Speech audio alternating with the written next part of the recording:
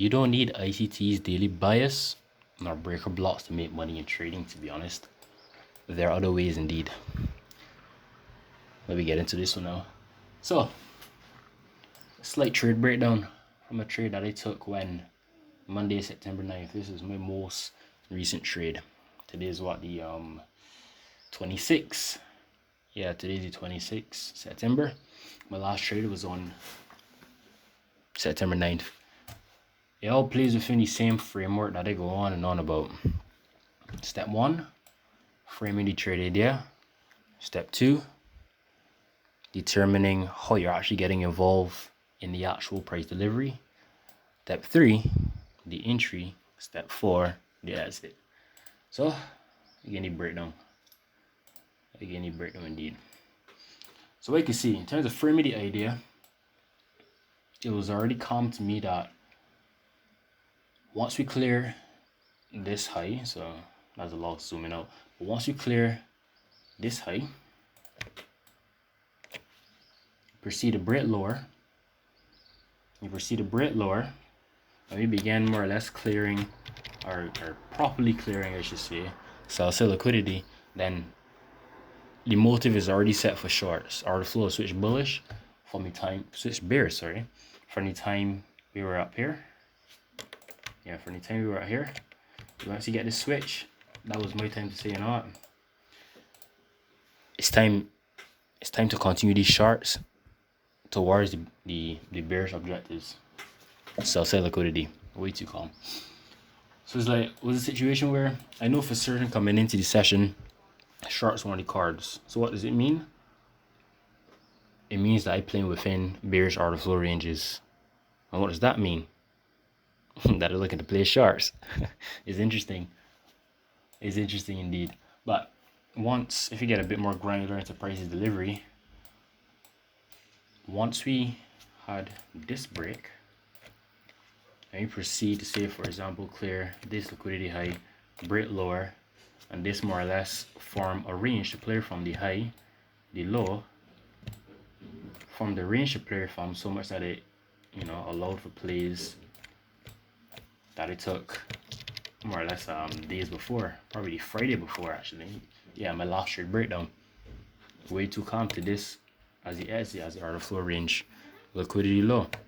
But what's interesting also is that this range, or this idea that was framed, functions for the trade that was taken on the following Monday, as you want to go to breakdown right now. And there's a situation where you're looking for price to carry on this bearish order flow. So you know for certain that you're facilitating shorts when that's the case. So it gets to the stage where you're looking to see, how is it am I going to actually get position within prices delivery, or prices development, so to speak. Simple. Wait for the validifying factors to come into place. Wait for the validators. So we get a situation where we know for certain there's a low that's set in stone, or yeah, set in stone in regards to this being an order flow range low. Why? The moment we clear this high, that represents like a reverse switch in order flow. So we got a normal switch in order flow from it going from like bullish momentum to bearish momentum. That switch happened here. But if you get more granular, you could understand, or you can establish that the switch happens here.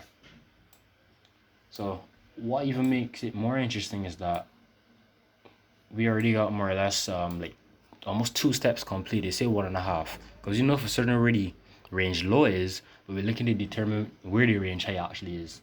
Now what's interesting about this range in particular is that one could always presume that this could represent the range high, because say for instance you have this as a support and liquidation, given that if I had a drawn range high onto the range low, you can see 50%. So if I just remove this for a minute, you can see 50% is at this line, the equilibrium is at this line, so much that you get this wick happening that is above 50%. So by, say for example, a valid criteria, or the criteria for the system, the advisor, is a situation where it's like, yeah, this could be valid as a support and liquidation, so much that this high becomes the range high, or flow range high. But what I found from my data and from my experience sharing this model over, I don't know, like the past 14-15 months, is that oftentimes when we get situations where the supporting liquidation is just a wick and nothing too more or less substantial, yeah, nothing like tons of noise, quote unquote noise happening, then oftentimes the high that I have regarded as the order flow range liquidity high, oftentimes, this will be function as some sort of liquidation. And this kind of goes into how I got like this further understanding of supporting liquidations, or my further understanding of supporting liquidations, where really range simply functions to have a valid supporting liquidation. Oftentimes, the high that I regard as the order flow range high that is quote unquote set as a range high, oftentimes that becomes like a supporting liquidation itself. So it wouldn't be wise for me to say, for instance, place my stops at this high. I should just cover the high of the stops. My stops usually just cover the range high. Add on a bit for spreads and just cover the high. But in such instances where you see for certain that the support and liquidation is more or less underdeveloped, then it lends to me looking elsewhere for the actual range high. So much that I just use the high to the left. Because if you had to zoom out and just zoom out and say, for instance, change this candle type to, I don't know, a line chart, we could understand that where is it that this high or this low that caused this break or this change in momentum, change in order flow, where did it originate from? For one, I can regard this high, and another I can regard this high. So what's interesting is that in these cases, I tend to just use the one that's nearer. Why would I use the one that's nearer or closer? Because we already have this one functioning as a support and liquidation, if that makes sense. All right. So if I had a nice, take this back, we can see this is the equilibrium, and we can see we got like a makeshift support and liquidation at this high, but we're not sure whether or not this could be the range high that's actually going to play. So what does it speak to? It speaks to me figuring out where the high actually lands, or where the high actually is, and all of a sudden I have an understanding as to how I be in position, or how I getting involved in prices development or prices delivery. So with that being said, and this comes into like the refinement of the entry as well, so much that this granted like 5.62, which is calm indeed, where I play the 85% of this range from this high to this low, as I regard it as a valid range because it fit the criteria. It was just a matter of me setting my limits and waiting for price to develop properly that would warrant the actual entry. And if you just move in, because this was on the more or less since the Friday that the range was created.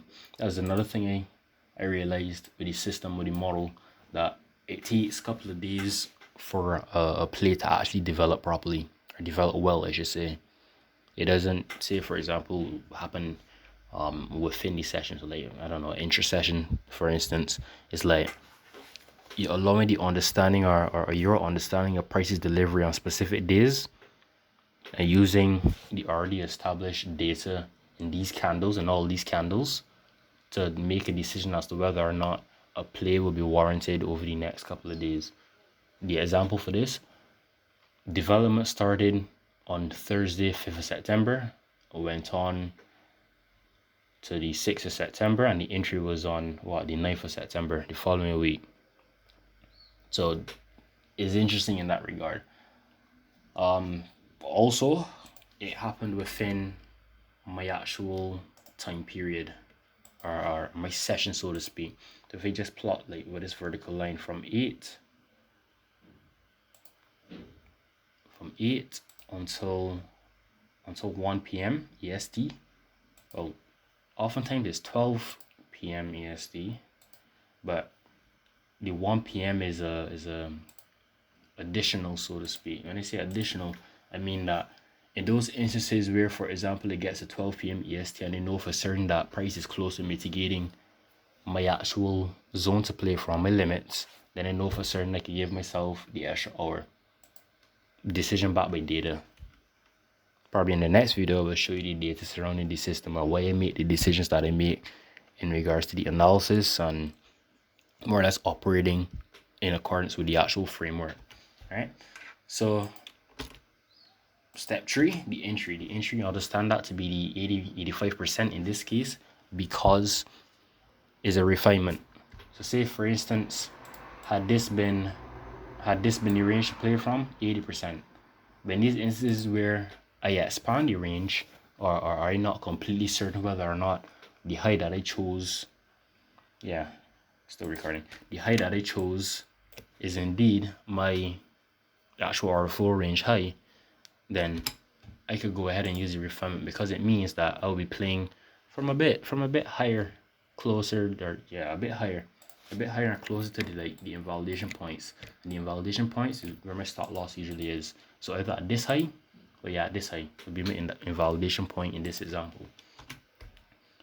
So if you just move forward, some more, you can see the entry was when on that 12-15 candle, and you know, you just wait, to be honest, like set limits, not limits, but set alerts at the stop loss. Obviously you can't do it right now in backtest mode or in bar replay, but oftentimes you would just set limits, or not limits, alerts, and just leave your charts, to be honest. Press this low, relax, like top of the screen, you know, and whatever happens in that regard. Leave your trade to play as is, because I more or less went through tons of simulation, tons of understanding as to how delivery oftentimes work with my system as it relates to trading Dow, so YM for the guys that trade futures. And I just let it play, to be honest, you know, staying calm. Step 40 exit, nothing changes. Order flow range liquidity low, where is it? At the range low, 0% of the range, and we just keep it as is. And you can see over time, I think I entered this when on Monday and on I think Wednesday. Yeah, on Wednesday we actually got delivery. So it's a matter of making a certain amount over how many days. How many days? 5th to the 11th. I don't know, that's probably like 6 days. 6 days, but from entry, 2 days.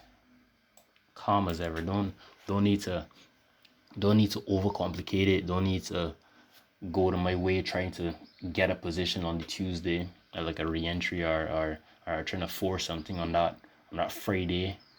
I just being like a complete degenerate in regards to trading, man. It's like keeping it as calm as possible, so much that it alleviates mental capital or mental bandwidth, so to speak, that could be used elsewhere and much more efficiently. With that being said, I would wrap up this video, call this one a day. Have a good one. Have a good one indeed. It's way too calm.